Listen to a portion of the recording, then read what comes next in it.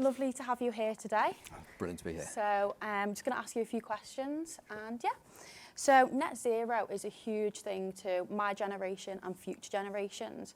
Currently right now, what are the big issues we're facing and how do we plan to overcome them? So Abby, you're absolutely right. It is a huge challenge for all of us, for the generations that we have here.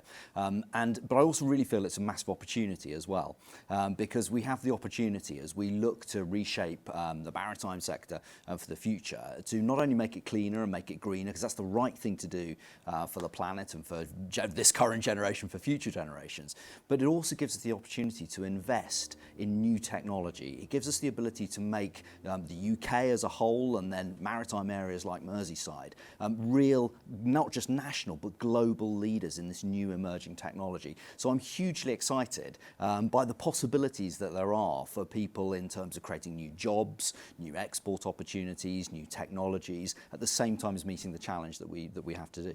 Yeah, definitely.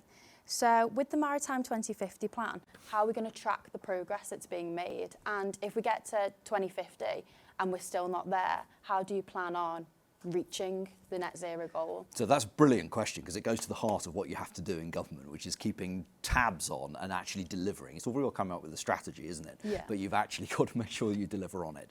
So the purpose of Maritime 2050 is that it's very much a partnership. You know, rather than government saying this is what we're going to do, it is a partnership between government and all of the industry as well. And we all work together. And one of the reasons it's been so successful, and you can see the progress of that in places like Merseyside, is because it's a partnership. It's because the sector is intimately involved in everything that's going on.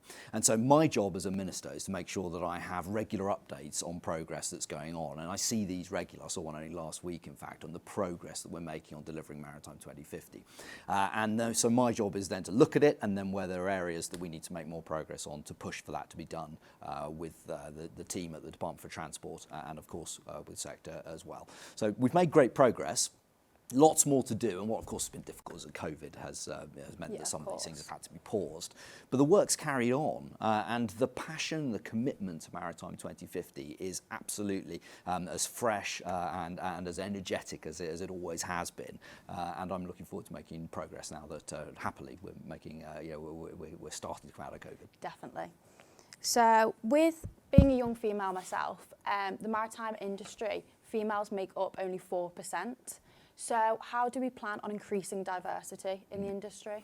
Yeah, so we've really got a lot more to do on this. We really need to make sure that we increase diversity. We've obviously had a very successful programme of women in maritime, and that's been expanded recently to become diversity in maritime, and that is absolutely key, because we've got to make sure that everybody realises that there are incredible job opportunities here. This is a sector that is open for everybody, and there's a hugely rewarding, a really enjoyable career.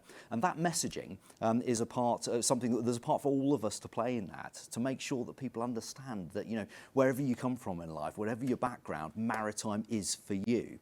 And so getting that message out over and over again is something that I think both of us have got a huge part to play in. Yeah, definitely. Especially I think people look at the maritime industry and straight away think it's a hands-on job and don't think about the behind the scenes to it. Yeah, and that's a really key point, because that wider ecosystem is very much a part of maritime. There is, of course, the practical thing, yeah. Abby. I know that you're very keen on, practical work, but you also have the whole wider ecosystem. So, I'm a lawyer, for example, by training. There are lawyers in maritime. If that's the sort of thing that you're interested in doing, there's a job there for you.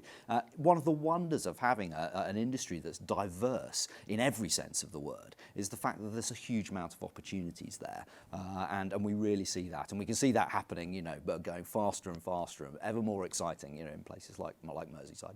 Wonderful. Well, thank you so much for coming here, Thank you. I really enjoyed that. Likewise. Thank you.